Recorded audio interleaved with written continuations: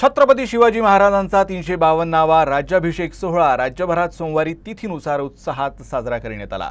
नागपुरातल्या शिवतीर्थावरही शिवराज्याभिषेक सोहळ्याचा उत्साह पाहायला मिळाला। हजारोंच्या संख्येने शिवप्रेमींनी भल्या पहाटेपासून इथं गर्दी केली होती।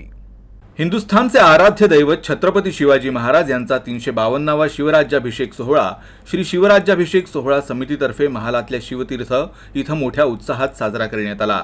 पहाटे 5:30 वाजता श्री शिवाजी महाराजांची पालखी काढण्यात आली। विविध भागातून मार्गक्रमण करत ही पालखी पुन्हा शिवतीर्थावर पोहोचली।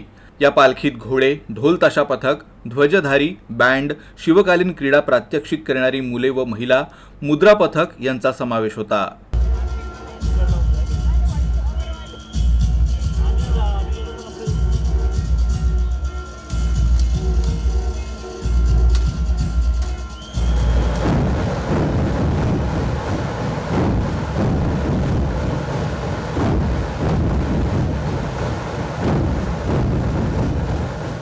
त्यानंतर मान्यवरांच्या हस्ते दुग्धाभिषेक करून शिवरायांचा राज्याभिषेक करण्यात आला।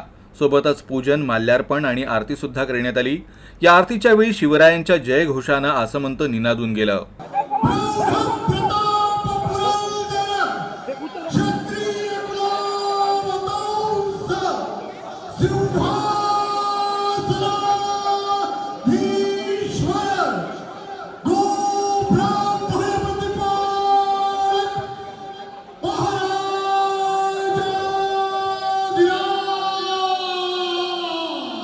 आरतीनंतर ढोल ताशा महावादन करण्यात आलं। नागपुरातील अनेक ढोल ताशा पथकांनी एकत्र येऊन इथं महावादन केलं।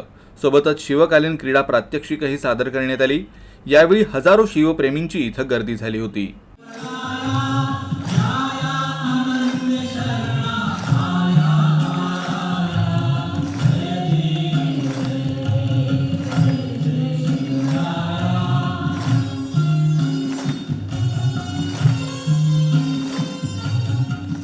या सोहळ्याला छत्तीसगडचे उपमुख्यमंत्री विजय शर्मा, नागपुरातील आमदार प्रवीण दटके यांचीही उपस्थिति होती। 6 जून 1674 को रायगढ़ में कैसा हुआ होगा मैं सोचा करता था। मुझे आज लगा कि मैं भी वहाँ था और जितने भी यहाँ साथी थे वो भी उस दिन वहाँ उपस्थित थे। संभाजी महाराज को दी गई पीड़ा हमको याद है, वो हम भूले नहीं हैं, न भूलेंगे। अभी बहुत काम हो चुका है, बहुत काम करना बाकी है।